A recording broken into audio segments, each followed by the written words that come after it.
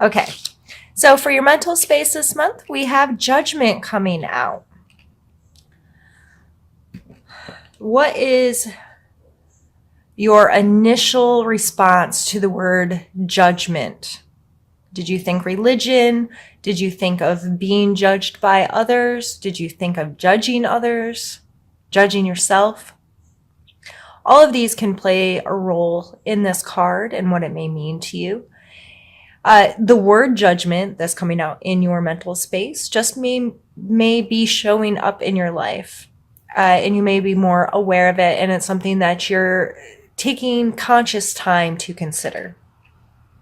What are your feelings about that word? How does, when you hear the word judgment, do you recoil like, oh, I hate being judged, or that kind of thing? Or I'm constantly judging myself. That's why I don't feel good, because I'm holding myself to unrealistic expectations or standards.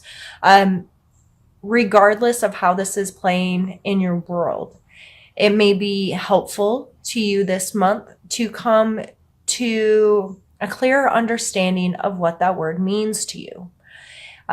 Whether it be literally looking up a definition, listening to a speaker, whether it's a self-help guru, a religious leader, anyone that you relate to that talks about this kind of energy and what that may mean, and spend some time discovering more about your personal relationship with what that means. Then coming in your physical world is justice. Like, these two cards together, like, okay, justice, what is right and wrong?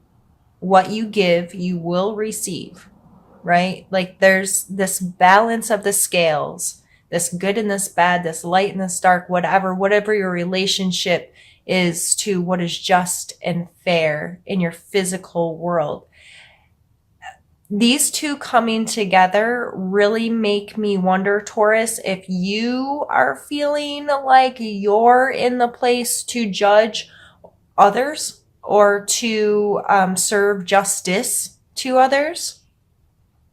If that's the case, you may want to pull it back and spend a lot of time and consideration before jumping head first into those energies. Like, I'm going to make this right. I'm going to control the situation. No one else has a clear perspective. I know what's right and wrong. I can use my abilities to make the choices here, which may very well come to fruition, but that's not something I would take lightly. And I think in all, there are consequences to our actions, good, bad, indifferent, there is. We put good into the world, we will receive good. We put nasty into the world, you're gonna receive some nasty. I've been on this earth. Tomorrow will be my first day of my 38th year. And I get it. I'm going to move my camera. It's bothering me that it doesn't look level. I get the feeling of wanting to be judge and jury. I now understand how that has negatively affected my life. I also have grown to understand more of what karma is, and seeing I will reap exactly what I sowed. What are my intentions? Where is this coming from within me? Do I just need to be right and I need to be good, so I have to prove someone else wrong or bad?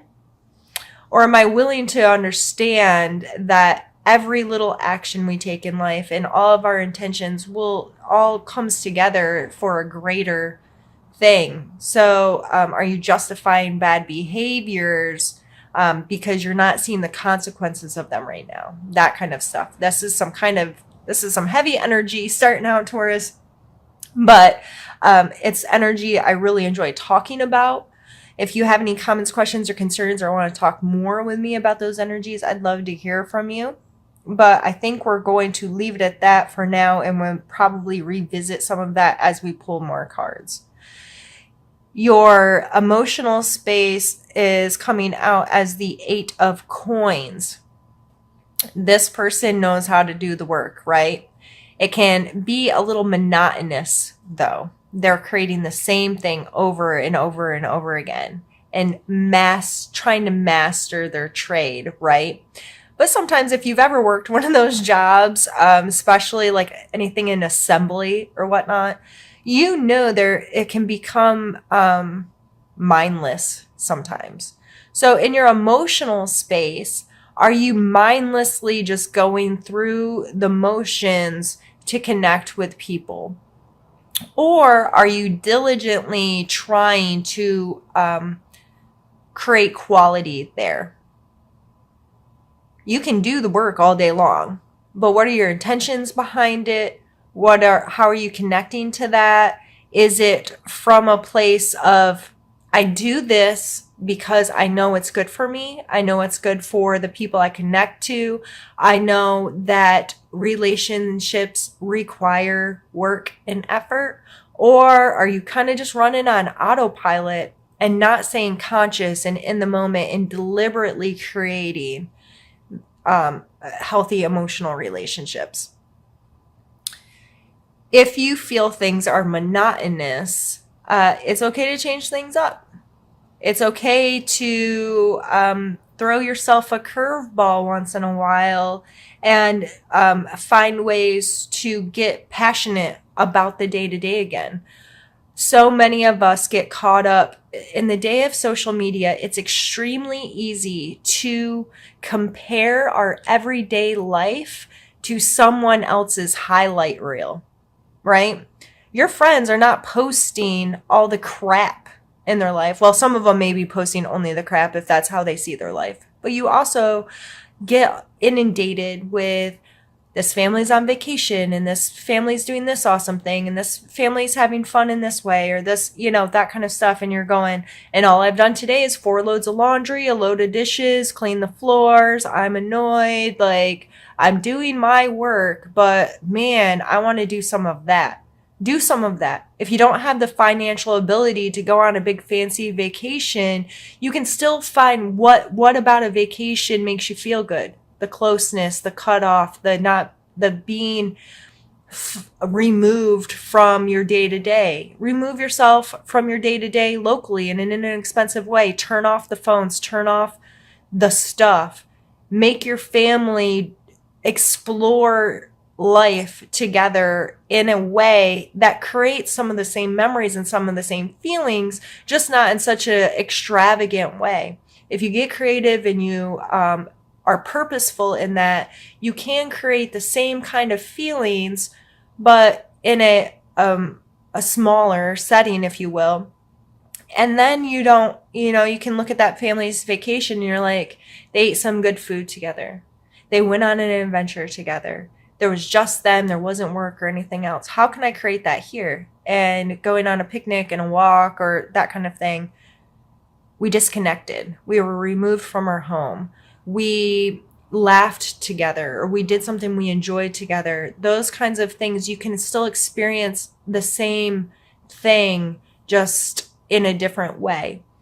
So this coming out in your emotional space, that may be time to just ask yourself some questions. Do I feel like things are monotonous right now? And how can I change? Or appreciate yourself? Or I've been putting in work. I've been very diligent to stay connected, to stay involved, to keep doing this.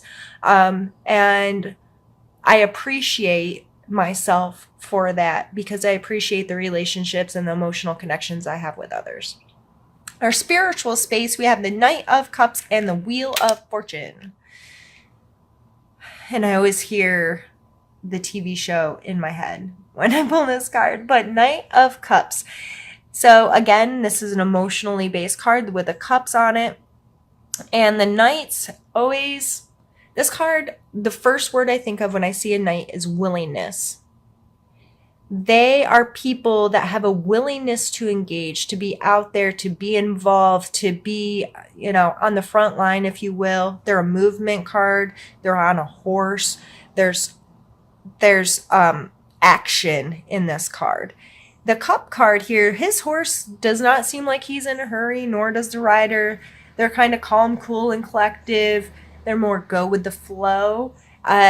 So this may be you having a willingness to emotionally connect to your spiritual space this month. And regardless if you're religious or spiritual, all of us in some capacity have a relationship with our own unique being, right? We know that we are a special being in on earth, in the universe. We are likely one of a kind. You know what I mean?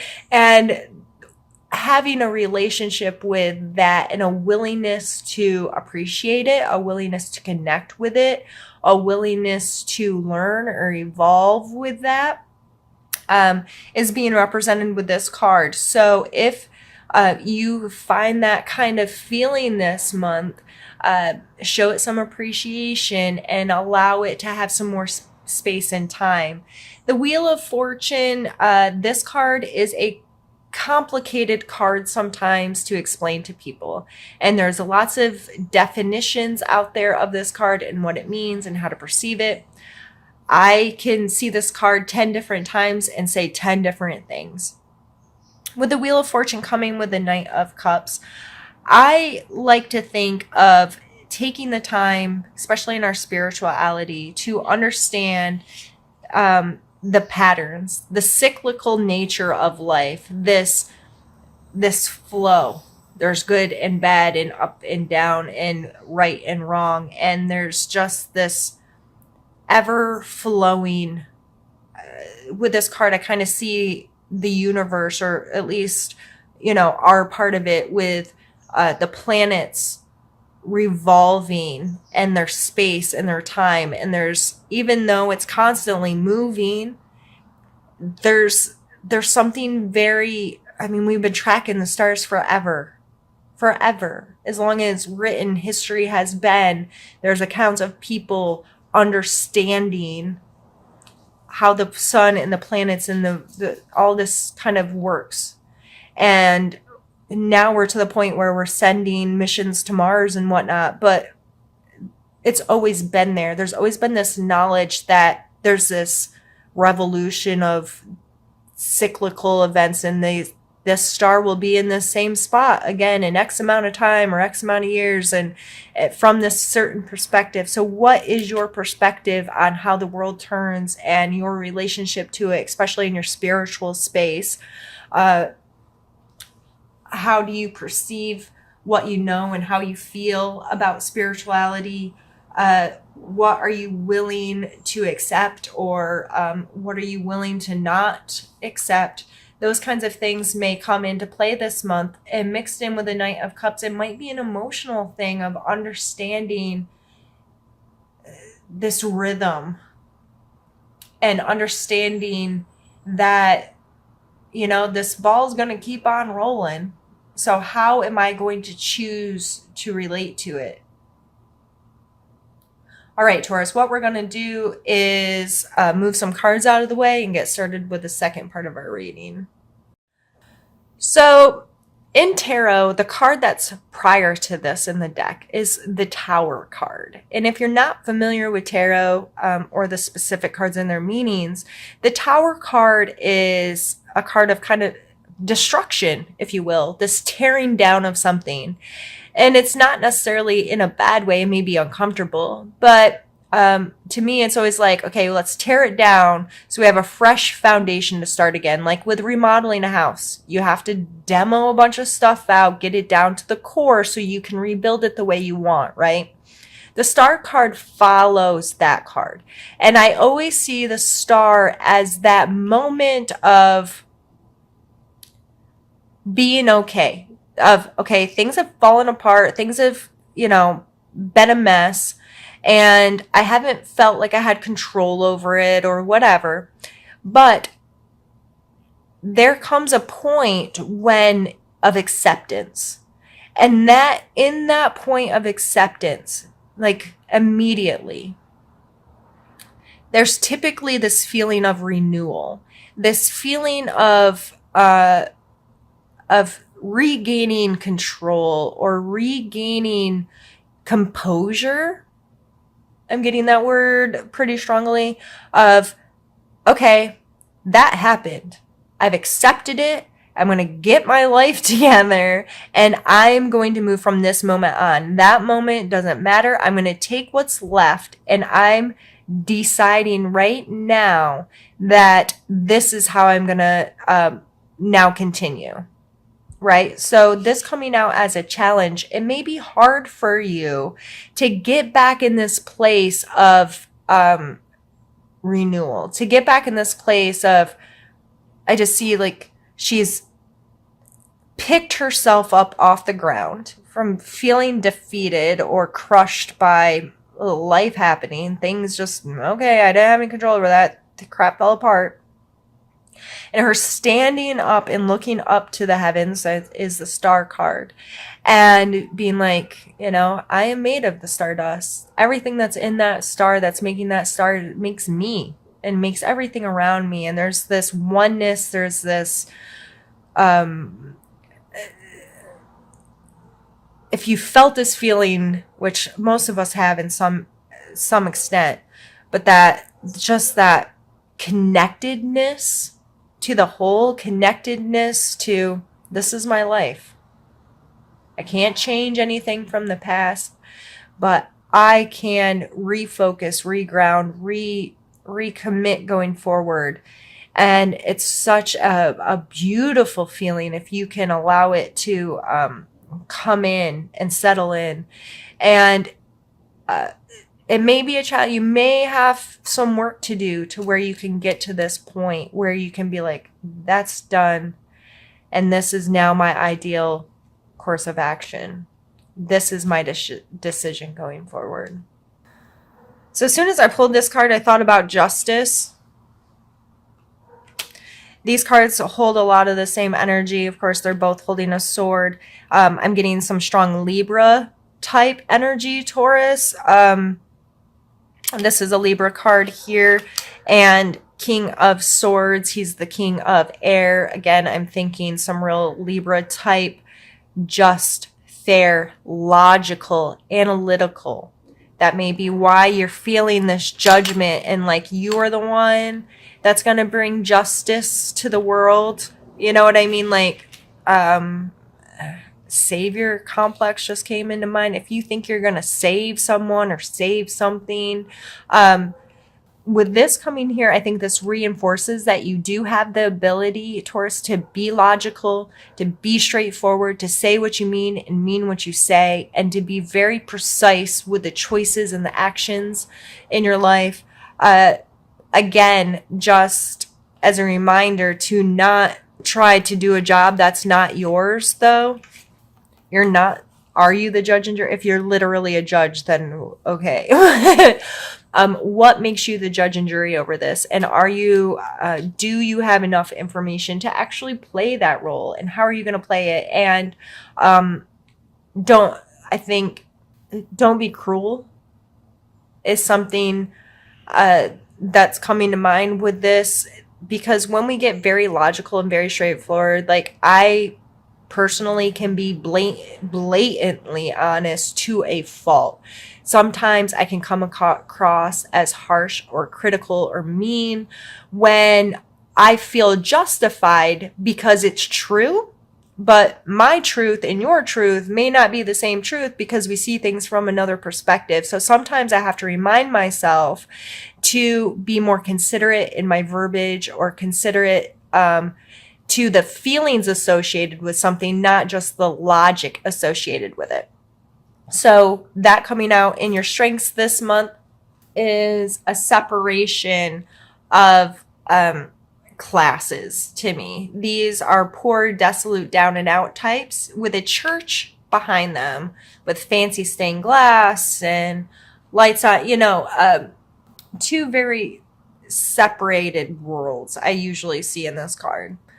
So if you are the person that's feeling desolate, that's feeling down and out, that feels like you've been wronged in some way, taken advantage of in some way, that life just, you can't catch a break in some way, I think it's will be very important to you to lift up your head and to see what resources are around you. And that does not mean run off to ask every single person on the planet to help you because you're a mess. And you may not be a mess, but that's an extreme. We know those people that have created a mess in their life and then create a GoFundMe page and are like, okay, I can't do this. You need to help me. And that's how they live their whole life with their hands out. I'm not telling you to put your hands out and constantly be like, help me, help me. However, your perspective, there may be help right there. You could literally be standing outside the window of an opportunity that can help you not feel so beat down.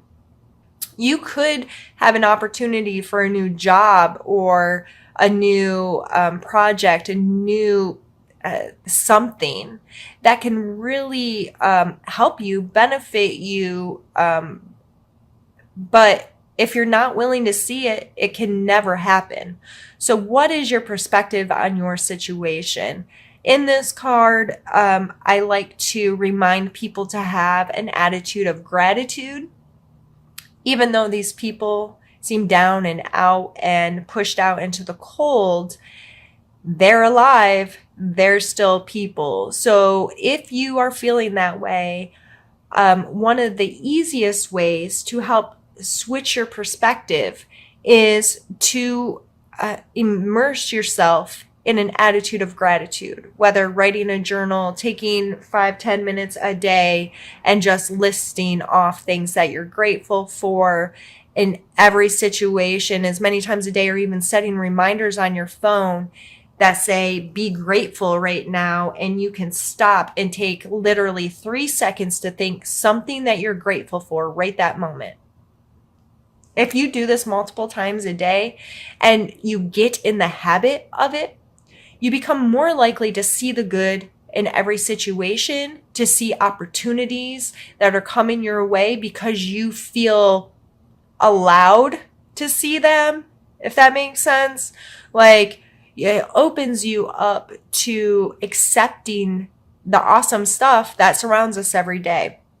The 5 of Wands, this is my practice card. I see this card a lot lately. I don't know what the deal is, but this card is conflict. They look like they're beating the crap out of each other. But just like in any martial arts, you have to get beat up to get good at it. This comes into all aspects of our lives. The challenging situations, the uncomfortable situations are what breed new ideas, new ways of doing things, inventive kind of creative spaces for us because we don't want to keep getting our butt kicked. So in order to not get our butt kicked anymore, we have to grow and progress and change and get better, right? And it's all about perspective. We can either be like, yep, we're beat up, we're beat down, we're kicked out, we're blah, blah, blah, blah, blah. Or we can say, these are opportunities for me to learn and grow. And if you take every single person that you have a conflict with and approach them like, you're going to teach me something today. You're going to help me grow. You're going to help me learn. You're going to help me be a better person. Even though this is uncomfortable, even though I don't like it, even though this makes me angry or sad or hurt or whatever, you're my teacher right now, and I'm going to learn from you.